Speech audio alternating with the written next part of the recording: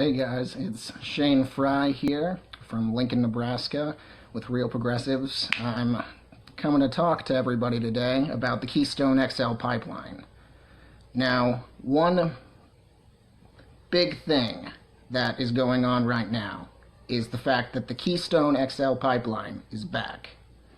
Nobody was expecting it, except for with Trump, of course. It was going to come back. We knew the administration was going to let it come back. That was basically an inevitable. But over the last couple of months here in Nebraska, knowing that Nebraska is one of the last holdouts with, as far as the pipeline is going, basically all the rest of the states have allowed the easements to go through. Nebraska's the last one that's really fighting it. And that's just because the landowners don't want to take it. And, nobody else really wants to take it because it is a multinational corporation. I think TransCanada is a Chinese-owned board, and it's going to a Saudi Arabian-owned refinery down, south. Doesn't really make sense to actually travel down there, especially given the route that it's going. Now, just yesterday, I had gone to a public hearing, and it was actually the last public hearing that we were going to have regarding the Keystone XL pipeline here in Nebraska. The next one is actually going to be a semi-private, kind of a quasi-judicial kind of a situation. I'll explain that later. But basically the hearing that I went to yesterday was our last chance as people in Nebraska to give testimonial as to why basically this pipeline shouldn't go through, the easements shouldn't be granted, these people shouldn't have their land basically forcibly taken from them just because they want to build this pipeline for whatever reason. We know the reason. It's money, but, whatever reason. Now, looking at the hearing, obviously there was way more support for the opposition of the pipeline than anything else. There was a couple of people from out of state, obviously, that were coming in and giving support to the pipeline. There was an API person that came in and was talking to us about the pipeline. Basically, trying to sugarcoat it, saying, oh, well, pipelines basically never leak, so you don't have to worry about this. And, especially since there was a recent siting act that was added, that we actually got a random paper when we came into the event that basically told us that the commission was not allowed to review it based on leaks or possible spills. They basically had to see if they were following the law and if it was hurting the ecosystem some other way. Now, that makes, really no sense at all, because obviously these things leak. They had to have somebody come in there, an API person, which is from the American Petroleum Institute or whatever, that had to try and tell us that, oh, you need to not worry about the fact that there's leaks coming. It's just like, leaks are the biggest part about this. Something that people may not realize about where we are here in Nebraska and why we're such a holdout about this is the fact that Nebraska is over the Ogallala Aquifer. Now, that aquifer provides probably about nearly a third of the U.S. water and probably about a fifth of the agricultural water that we use here in the U.S. So it's a pretty big deal if that was to actually be threatened. Not only that, the proposed pipeline that they're trying to build is in a new area that they're going to try and take an easement on people's land, so basically forcibly take these people's land if they don't take the money originally, which is, going to another company, that these are perpetual easements as well, so they never go away. These people's land never comes back to them. They basically just have to know that their land is taken from them and they are at liability if anything actually happens to the property of the corporation or whoever actually owns that easement on their land. That's the thing. The easement can be sold, too. It doesn't really make sense at all. They, during the event, some of the first speakers, we actually had one of the prior speakers of the Unicam here in Nebraska that was talking to us basically, oh yeah, I support the pipeline, it's a good idea, good for jobs in Nebraska and all this other stuff. But we know Nebraska is actually doing pretty well for jobs considering. We're not actually worrying about jobs as much as other places are.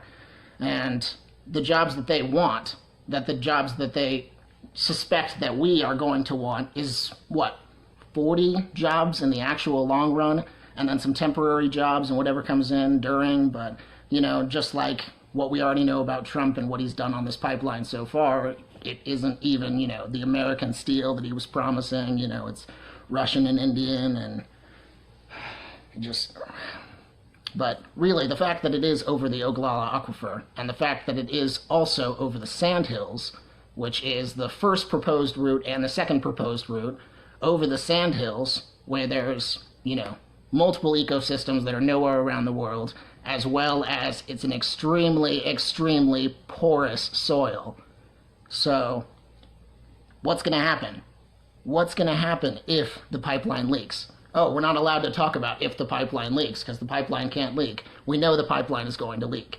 They basically told us that, there's a 99 point whatever percent chance that it's not going to leak. Yeah, but you ship a lot of oil, and it's definitely going to leak, because that's not 100%. What do we know? Eventually it's going to leak, because that's not 100%. It's not 100%. But with the non-porous soil the way that it is as well, any of the farmers that are actually working any of the land that's actually there, they have pretty good farmland now just because of the techniques that we've come up with, over the last couple of years, but you can't till that soil. If you till that soil just because of how thin it is, what's going to happen, after that point is basically it's going to be easily taken, and since we're on the, Great Plains, whatever, a little bit of wind is going to take it away. So a little bit of bulldozers all over the sandhills, destroying, basically all the topsoil, going throughout the entirety of this different ecosystem that's not found around the world. All that topsoil is going to be gone. So all the farmers that are in that area, they're going to lose actual revenue themselves in the fact that they can't use the land. Like, if their land is separated and they have water on one side of their land as well, other side of the land doesn't have water, what are you going to do? Nothing on that side of land. Like, just the same as not being able to actually use that land, not having your land actually connected so that the farmers actually can't use it that way. They know that these, bulldozers and whatnot are going to go over the rest of their land and have no actual reason to compensate them if they, say, destroy all of their farmland in the process. So, how are we supposed to agree with a deal that's basically telling us that we should destroy the farmland, we should possibly put ourselves in a position to poison our water, we should increase the environment that we already have that promotes oil and gas, especially when it is tar sands oil. And tar sands oil is so bad that they actually have to mix it with toxic chemicals just to ship it through the pipeline, just to dilute it enough to ship it through the pipeline, because it's just so bad. It's just mixed with sand and dirt and whatever else, and the bitumen, which is what they're really trying to get. It's not even really the same as oil, so they don't even pay the same crude oil, tax whatever, because, it's different enough. But we know they're trying to send oil as well as poison over the largest water source that we have in the United States. If we know water is life, which we do, we know that they don't care about it. They don't care about it at all if it's a couple of dollars. They're willing to put it in jeopardy. Right now, we're about to put it in a lot of jeopardy, and I don't think people realize it. Now, I'm going to open this up to a little bit of questions here.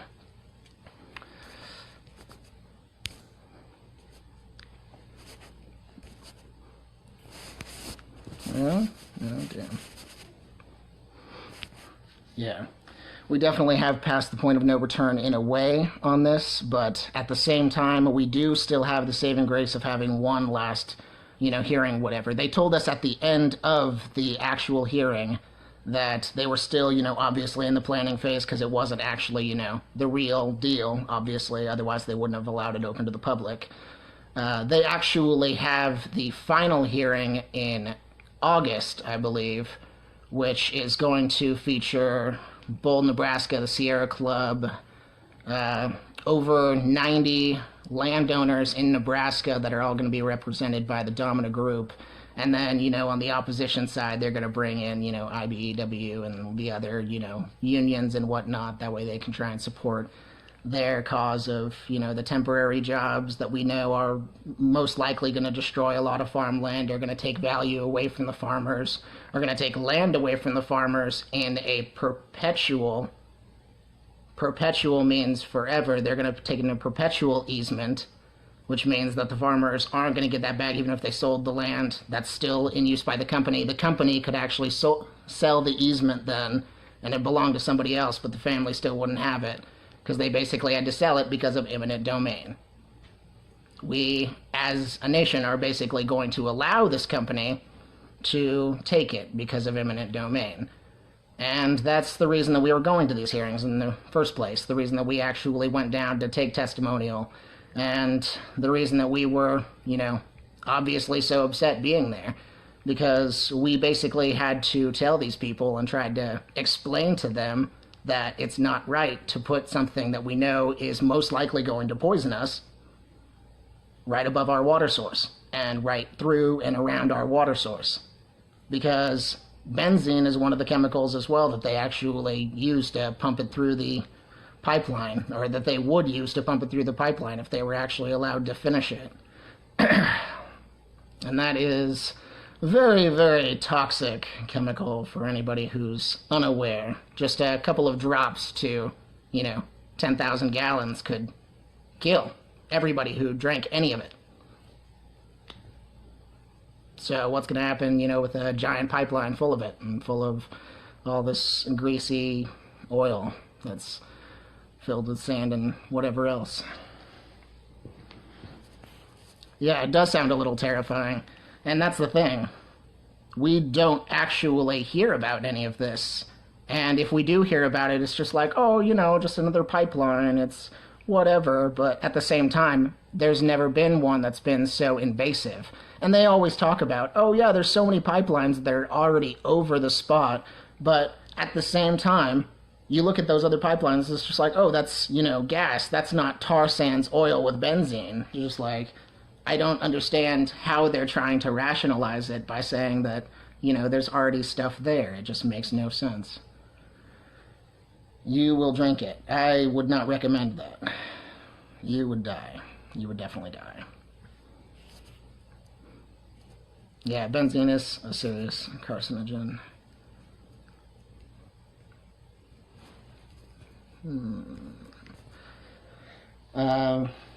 Let's see. Now, also regarding the hearings, I know that they were a bunch... Oh, okay. New person. All right, I will re-explain. I'm Shane Fry. I'm with Real Progressives. I'm talking today about the Keystone XL pipeline and the fact that it is back. And the fact that Nebraska, being the last state that is actually holding out against the Keystone XL pipeline, we were recently having public hearings about it. And, at the public hearings, obviously there was a lot of support on our side, and we obviously made our case that they basically were trying to put a pipeline that's, invasive with extremely, extremely toxic chemicals over the largest water source in North America that provides a third of the water for the U.S. Yeah, we were basically just there trying to explain to them why they should not be doing that. Because the Keystone XL pipeline is back, thanks to Trump and his administration. Not that I actually think that the opposite administration would have countered that, but, I think that the same fact that it had been in the courts beforehand to just prove the fact that nobody was planning on stopping it, they were only planning on holding it off for a bit until, nobody else was really interested enough to fight it. But that's the thing, is that nowadays, we use oil and gas even less than, beforehand comparatively to the rate that we were growing. And we actually are a net exporter of oil and gas. And that's the reason that this pipeline was basically going to go through the U.S.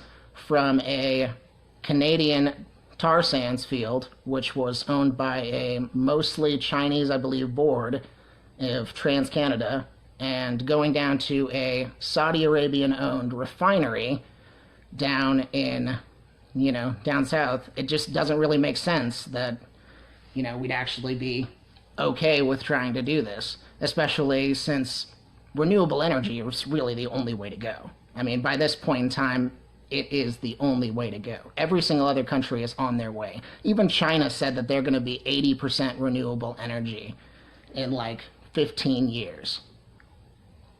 If even China is going to be surpassing us in renewable energy, and Kim Jong-un is going to be calling us out for how bad we are regarding all of our policies on renewable energy and regarding our policies on carbon emissions, like, really?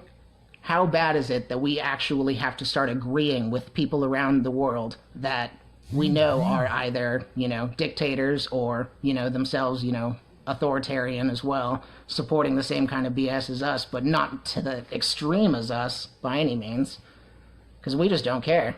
I mean, it's just dollar bills to somebody, and we're willing to support it, and it does not make sense why, especially being people who live in this area or in any of the states surrounding Nebraska who also use the Oglala Aquifer.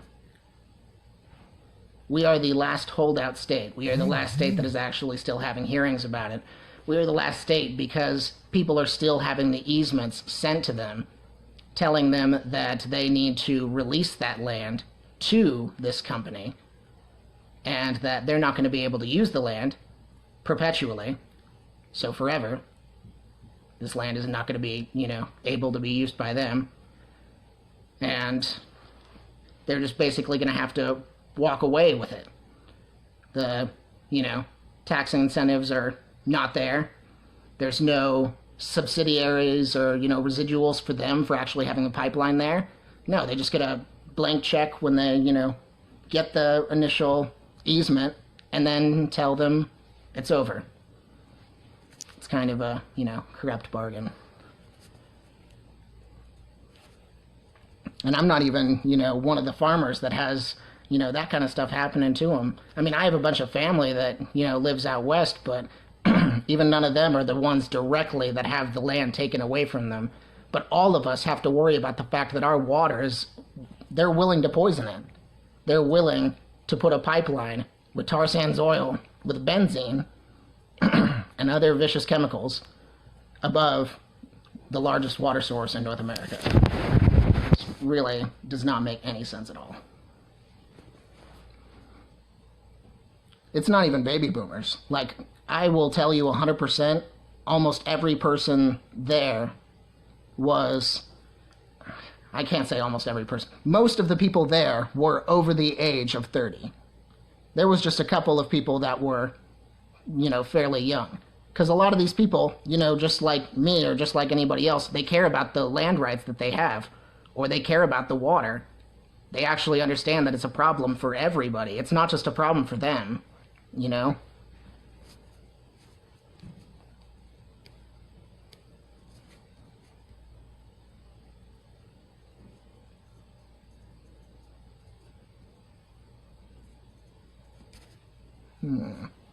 But if any of you guys have any questions, just ask, right now, because 100%, I would love to get the information out. I would love to let anybody know what's happening about the Keystone XL pipeline, because it is back, and we should be worried about it, because it is a real problem.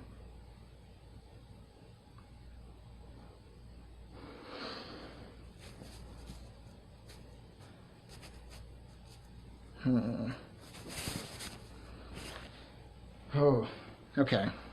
Well, I will just also talk about some of the other things that I saw while I was at the event, while I was actually at the public hearings, because I know that they were kind of put on in a way kind of ish for show, because they weren't the final hearings. Obviously, the final hearings are going to be put on in kind of a somewhat judicial setting, but not really. It's going to have lawyers present, which are going to represent parties, but individuals are not allowed to speak on testimony about why their water deserves to not be, potentially poisoned, or why their land shouldn't be taken. They just have to be represented as an entity. That was something that was actually added fairly recently is that in the hearings, just to expedite the process, as they say, which is, completely messed up, but they decided to lump organizations together. So organizations of 1,000, if they, all are part of that organization, they just get to put together one communal statement, and that communal statement is all they get to, basically say about it. So, yeah. It's kind of messed up in the fact that they'll be able to level the playing field as to who will be talking, because they'll just bring in like 6 different unions and be like, oh, these guys are all different. But we have Bold, Nebraska, and, Sierra Club and the Farmers all as like, just a couple of entities, which is, completely ridiculous in the grand scheme, because there's a lot of people who care about this and there's a lot of people that it affects. And to only let a couple of people have a voice about it is, completely ridiculous. It just doesn't make sense. But also, when I was there, I did see the former speaker of the Unicam, I think it's Mike Flood. I know his last name is Flood for sure, but he was talking to reporters beforehand, and then I also saw him actually give testimony. He was like the 6th person there. It was, pretty funny, but beforehand, he was talking to a reporter, and he was like, oh, yeah, it's definitely going through. Don't worry about it. Of course, jobs. It's definitely going through. And this guy's like a former politician. Basically now he's just, kind of just out there for the money, which is kind of obvious, considering, because, a bunch of people during even were making comments just like, how much money do they pay you to be here? And, all this other BS, because while he was actually in office, just like everybody else, just like all the other Republicans and Democrats, just kind of a corporate candidate takes a lot of money from different companies. And, well, especially the Republicans, they take a lot from oil and gas. I know our state senators, Sass and Fisher, both in their last campaigns, were taking some from oil and gas as well. Fisher not as much as Sass, but Sass is a big money candidate, and honestly both of them are really terrible, and we need to get rid of them, but it's a story for another time, because we're still working on a couple of things in the state. Also at the event, there was a bunch of different organizations that were talking. A couple that were represented, Bold, Nebraska, obviously, representing, the Democratic Party in the state. Oh. My bad. Okay. But, yeah, there was a lot of people that were actually there that were representing different organizations there, which was like Bold, Nebraska, the Sierra Club, the Green Party. There was also different tribes that were along the way who were talking about their water sources potentially be, poisoned, because it's always possible. We are potentially poisoning the largest water source in the U.S., the one that provides 1/3 of the water for the U.S.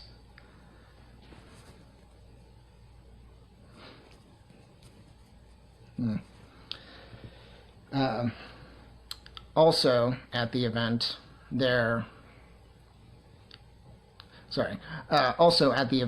was a lot of weird, kind of a media cloud kind of a situation. It didn't actually make sense, because they told everybody, you can't bring cameras in here, and they had signs and other stuff told you beforehand, just like no cameras and can't bring, camcorders and stuff like that. And then they had a bunch of other media and stuff that was inside with the same thing, and it's just like, I just don't understand, kind of, this seems like a public hearing, doesn't it? Public hearing kind of seems like open to the public. I would like to share this with the public if at all possible. Seems kind of strange that I wouldn't be able to, especially since those people are supposed to represent us in the Public Service Commission. One of them's even from Lincoln, which is where I'm from, but at the same time, I can always vote him out next time, right? Try that.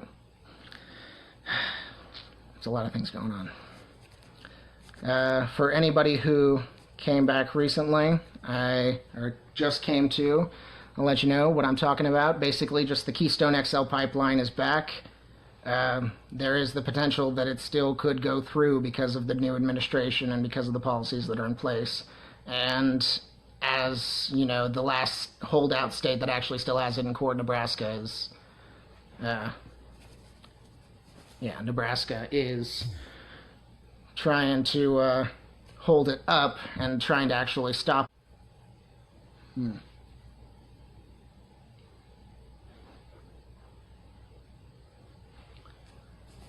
Alright. Well, I'm not quite sure why, but I'm starting to have a little bit of connection issues. So I'll give a couple of minutes for questions, but after that I'll basically just kind of reiterate what happened, and I'll let you guys go because I know that Holler's going to be on in a little bit.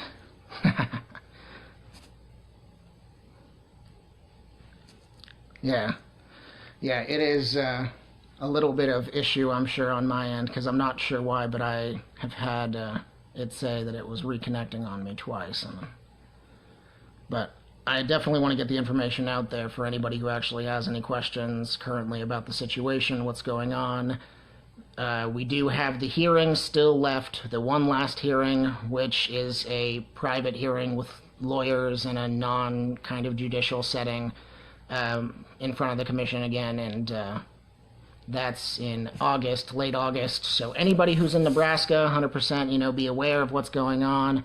Contact the Public Service Commission people that are in your area. Let them know that you don't approve of the pipeline because the pipeline is potentially going to poison us because they are trying to push tar sands, oil, and other vicious chemicals like benzene over the Ogallala Aquifer, which is the largest aquifer in the U.S., in the North American continent, and it provides a third of the water for the U.S.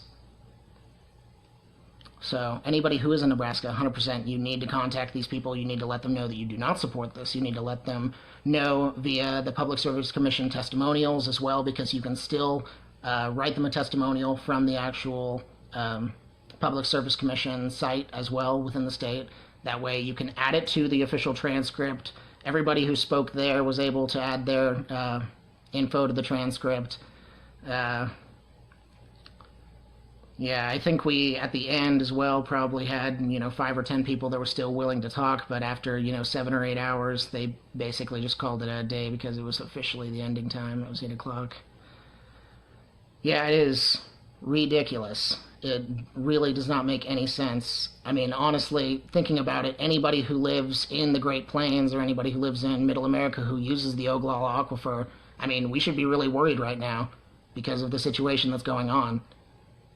I mean, these people are honestly willing to put something that is very dangerous over a very, very, very sensitive spot, over the sandhills, which is a very porous soil, extremely porous with weak topsoil. Okay. I'm going to see if I can hold this and make it a little bit better. Yeah, that's the thing. All pipelines 100% leak eventually. There's no possibility that it's not going to leak. Even the lady from API, which means that she is a paid consultant from the American Petroleum Institute who gets all of their money from... but, yeah. Oh, damn. But, yeah, I 100% agree, 100%. All pipelines will leak eventually, and they even had to have... paid consultants come and tell us that it won't leak, it won't leak. We're 99.9% sure that it's not going to leak, and it's just like, what's going to happen the 0.01% of the time? Everybody in this area is going to be screwed, because there's no coming back from that. Alright. Well, I'm going to go ahead and wrap it up here, because, well, obviously there's kind of been intermittent kind of stuff. But once again, I'll just finish with the fact that the Keystone XL pipeline is back. We need to make sure that people know that we are against it 100%, because it could potentially poison a third of what a third of the U.S. population uses in water, the largest water source in the U.S. It is really disgusting. All right. Well, thanks for listening, you guys, and be sure to share, be sure to like, and thanks for watching.